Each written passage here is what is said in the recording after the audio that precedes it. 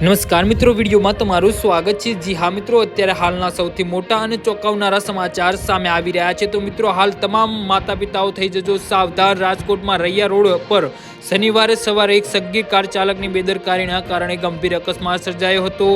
આમ પ્રારલી બ્રિજ નજીક પૂરપાટ ઝડપે દોડતી વાન કાર સ્પીડ બ્રેકર પર હવામાં ઉછળ્યા બાદ મોપેડ પર જઈ રહેલા વૃદ્ધને જોરદાર ટક્કર મારી હતી અને ટક્કર સમગ્ર ઘટનામાં નજીકના લાગેલા સીસીટીવી કેમેરામાં કેદ થઈ હતી। અકસ્માતમાં ઘાયલ થયેલા રેલવે કર્મચારી રમેશ કુમારને ગંભીર ઇજાઓ સાથે ખાનગી હોસ્પિટલમાં ખસેડવામાં આવ્યા છે।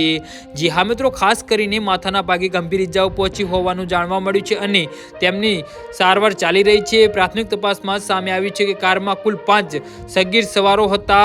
અકસ્માત બાદ કાર ચાલકે સ્થળ પરથી ભાગવાનો પ્રયાસ કર્યો હતો, જો કે ભાગતી વખતે વધુ 2 વાહનોને ટક્કર મારી હતી। અંતે આશરે 200 મીટર દૂર કાર સોસાયટીની બોર્ડ સાથે અથડાતા તેની એરબેગ ખુલી ગઈ હતી અને કાર અટકી ગઈ હતી। સીસીટીવી ફૂટેજમાં સ્પષ્ટ જોવા મળે છે કે અંડરબ્રિજમાંથી નીકળેલી કાર અત્યંત ઝડપે આવી રહી હતી અને સ્પીડ બ્રેકર પર પહોંચતા જ કાર અંદાજિત 4 થી 5 ફૂટ હવામાં ઉછળી હતી। ત્યારબાદ ચાલકે કાર પરનો કાબુ ગુમાવતા મોપેડ સવાર વૃદ્ધને અડબેટે લીધા હતા।